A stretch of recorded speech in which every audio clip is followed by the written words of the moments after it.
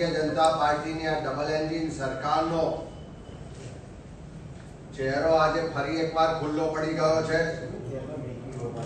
કે ગરીબોના ઘરો પર બુલડોઝર અને ઉદ્યોગપતિઓ સામે આખી સરકાર લાચાર એ આ પ્રશ્નોત્તરીમાંના જવાબમાંથી સ્પષ્ટ જોઈ શકાય છે। આજે વિધાનસભામાં જે પ્રશ્નોત્તરીમાં 33 નંબરના પ્રશ્નમાં સરકારી જમીન ગૌચરની જમીન પર જે ઉદ્યોગપતિઓના દબાણ છે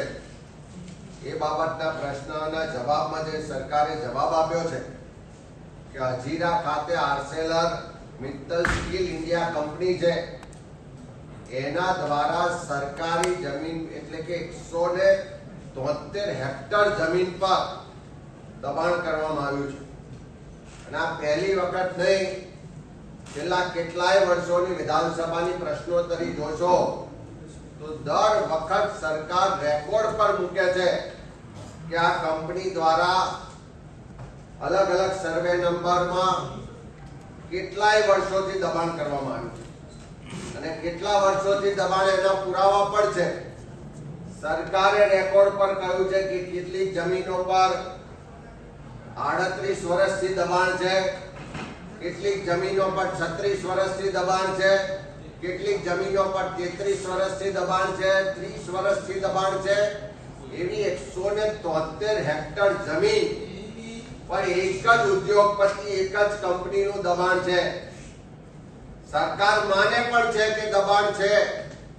પણ ખાલી કરાવી શકતી નથી, એના પર બુલડોઝર ચાલતું નથી। પણ ગઈકાલે રાજકોટમાં ગરીબોના ઘરો પર બુલડોઝર ચાલ્યું, એ પહેલા અમદાવાદમાં ઠાકોર સમાજના ઘરો હોય, રબારી સમાજના ઘરો હોય, દલિત સમાજના ઘરો હોય, બક્ષીબંધ સમાજના ઘરો હોય, લઘુમતી સમાજના ઘરો હોય,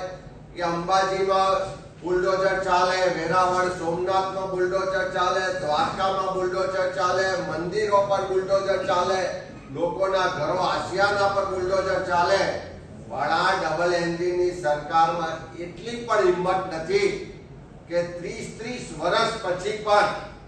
એક ઉદ્યોગપતિના એક કંપનીના દબાણ પર બુલડોઝર ચલાવી શકે। સબકા સાથ સબકા વિકાસની વાત થાય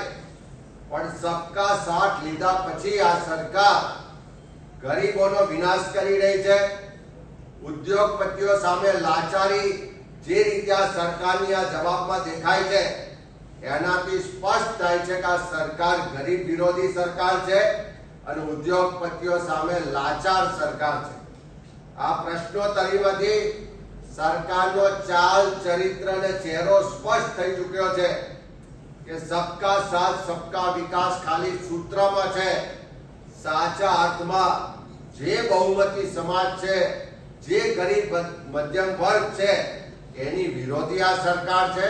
અને ઉદ્યોગપતિઓ સામે લાચાર